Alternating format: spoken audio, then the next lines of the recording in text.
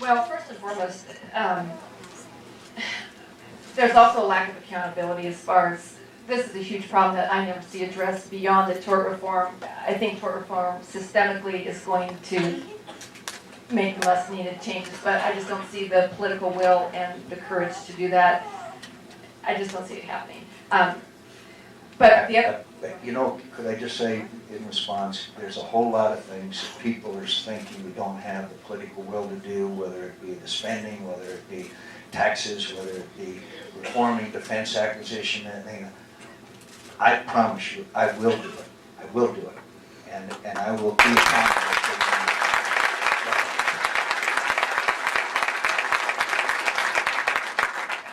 I still have the floor, but yes. One other question. Since this is a healthcare forum, I think this is an important topic. Yes, ma'am. I'd love to see the providers chime in on this. Another thing I never see addressed is we have laws that facilitate reimbursement for the consumer. There are stall tactics that insurance companies utilize to not reimburse providers, and that is huge because it also adds costs. The system can be fixed, and we don't need a single-payer system, but these are things that are not being effectively addressed, and an insurance commissioner is not the answer, and I don't know what you would say would be the answer to that. I would say that by utilization of computer technology, being able to go online, to examine exactly what the insurance companies are doing, exactly what the physician and providers are doing, and knowing exactly what the actual costs are of something, as opposed to what the reimbursement is. I think that total transparency online, including insurance companies, that person with the $5,000 refundable tax credit goes online, examines the policies of every insurance provider in America, and says, I want this one, goes online and says, I want to know what exactly what you're going to provide me with, exactly what you're going to do, and if that provider does not provide the reimbursement that is necessary, immediately that person should notify either the regulator in the state, although if we're going to cross state lines, so it could be a federal watchdog or consumer protection group, and notify and say, look, these bills have not been paid. And because only with transparency, only with knowledge, only with information will we be able to cure most of these, plus a vigorous regulatory scheme. In Iowa, when I was campaigning there, the Attorney General of the state of Iowa sued the pharmaceutical companies because they had added on exorbitant costs to the prescription drugs that they were paying to the Medicaid payments there in Iowa. Same thing, I believe, happened in South Carolina. Well, I understand that, but my question was, it hasn't been answered yet, why didn't we know? Why didn't we know what the actual costs to the pharmaceutical companies were? Why did it take a long period of time before the attorneys general of these states knew what in the world was going on? You see my point? And so I really believe that, as in anything else, and it's not a panacea, but when people don't know what they're eligible for, what they've received, what others have received, then obviously they're operating in the dark.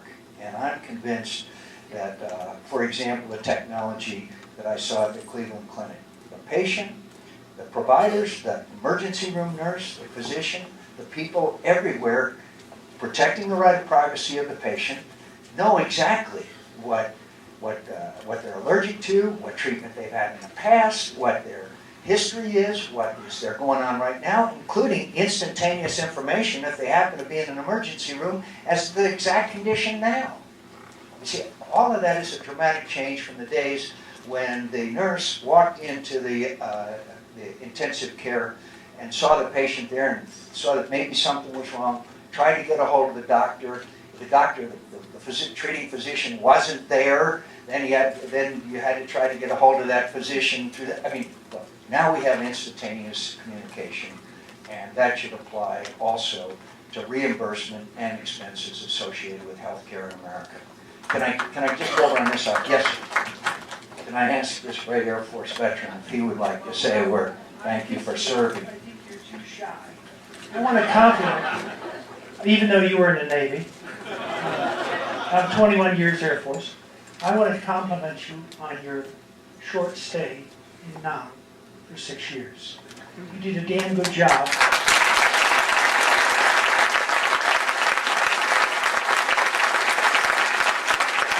lot of my friends went there. Some of them came home. I went to Korea because the North was coming south.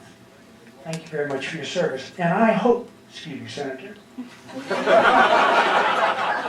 that we have somebody called out swift boats from McCain to come out and help you. You're damn good. Thank you, sir. Thank you for serving. Just like make one additional comment. Yes, sir. More.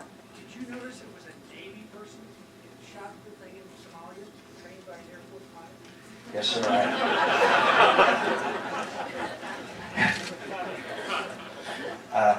Yes, sir.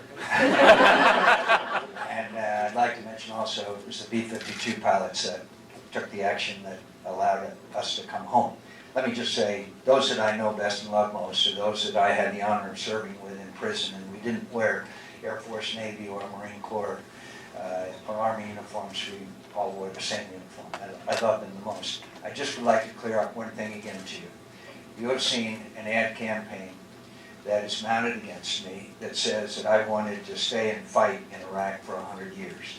My friends, it's a direct falsification. And I'm sorry that political campaigns have to deteriorate in this fashion, because there's legitimate differences between myself and Senator Obama and Senator Clinton on what we should do in Iraq. After we win the war in Iraq, and we are succeeding, it's long and hard and tough, enormous sacrifice, then I'm talking about a security arrangement that may or may not be the same kind of thing we have with Korea. After the Korean War was over, we entered into a security agreement with the South Koreans. It served as a buffer and a deterrent from further North Korean aggression. So it's so too bad that they're deliberately falsifying when there are legitimate differences. Senator Obama and Senator Clinton want to set a date for withdrawal. That's what they want to do, is get everybody out. I believe that that would lead to catastrophe and chaos, and that we would have the whole region, including the country, in such turmoil that we would be required to come back to the region. And I just want to promise you this, my friends, I will have an energy policy that we will be talking about, which will eliminate our dependence on oil from the Middle East, that will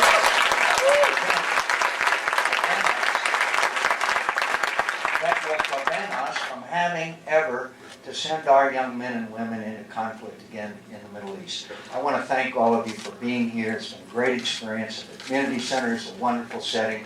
I'm grateful for the opportunity, and again, as I begin my conversation, thank you for the water. Thank you. Bye-bye.